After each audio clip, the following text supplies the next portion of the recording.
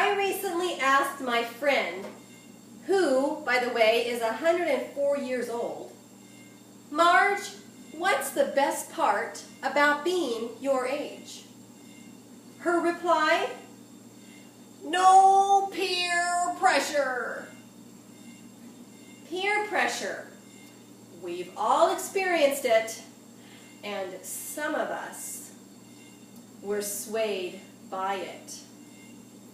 Mr. Toastmaster, fellow Toastmasters, and anyone who has ever experienced the pressure that peers impose. Recess, elementary school, playground. Every one of us chose a toy to play on. Not only does that toy choice indicate how easily we're apt to be persuaded by peer pressure, it also correlates with today's adult behavior. For instance, some kids at recess liked to play on the swings, the swingers. They learned early that leather and chains could be used for their enjoyment. Swingers went up and down, high and low. That swinging third grader of yesteryear is today's bipolar sadomasochist. And swingers think that peer pressure is simply making love on a dock. There's another group of kids at recess who liked to play on the slide. Thrill seekers. They climb ladders and hike mountains and even dive out of airplanes, all for a momentary thrill. Thrill seekers are fear creators, boredom haters, and worst of all, urinators. Did you ever notice how the playground slides always smelled like pee? I think adult diapers were developed for thrill seekers. And I wonder, does Mount Rainier smell like pee? It probably depends. Thrill seekers experience peer pressure in a different way. There was a third group on the playground, and these were the audience targeted for the Just Say No campaign. Yeah, these are kids who like to play on the monkey bars. Barflies. Barflies are adults who now have addictive tendencies, always wanting to achieve that higher and higher high. You know that old saying, he's got a monkey on his back? That came from the monkey bars. Barflies just said yes to alcohol, drugs, and anything sugary, and they'll be swayed by more of the same. Right, Omar? Now the fourth group at recess is the group I belong to. We were the Mavericks. Mavericks bucked the childish activities of the swingers and the thrill seekers and the barflies, and we created our own fun.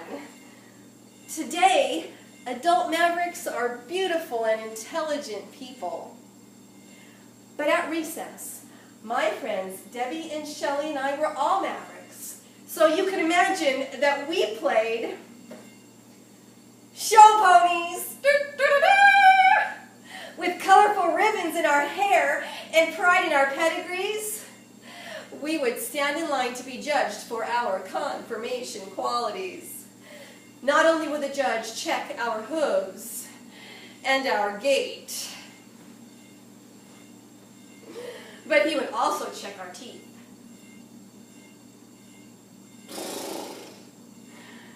Now, we didn't horse around at recess every day. In fact, one day I brought a puppet show to school that I had made at home. I had designed all of the costumes and spent hours auditioning just the right actors. You, and you. I couldn't wait to perform my finger puppet show to my friends Debbie and Shelley. But just a few minutes into my performance, I noticed that swingers and thrill seekers were leaving their respective toys and coming to sit at my feet. I even attracted a few barflies. Within minutes, whoa, there were 500 kids waiting to see my performance. Okay, maybe it was 50 kids, but my hooves got all sweaty and my heart was all poundy and I couldn't take it.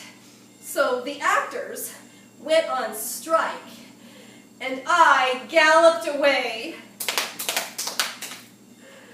Positive peer pressure by perverted punks who pee on the playground percolated into some puppet pandemonium, and I was a pony put out to pasture. But years later, I found mavericks meeting every week to practice their peer performances. They're called Toastmasters. I had a second chance. But here's the thing. I've noticed that there are some swingers in Toastmasters, but they don't stay very long. They leave as soon as they discover that it's not about bondage and toast. Kinky. And urinating thrill seekers are among us as well. They're harder to spot, but once in a while, they spring a leak. So Toastmasters for all mavericks of the world is a perfect organization, except for just one thing. Barflies. This time of year, there's always an infestation of them, always wanting more drugs, more candy, more food, more contests, more time. As a matter of fact, you might even hear one tonight. They say things like, "Madam Timer, may I have a minute on the clock?" And we will all succumb to that peer pressure. Mr. Toastmaster.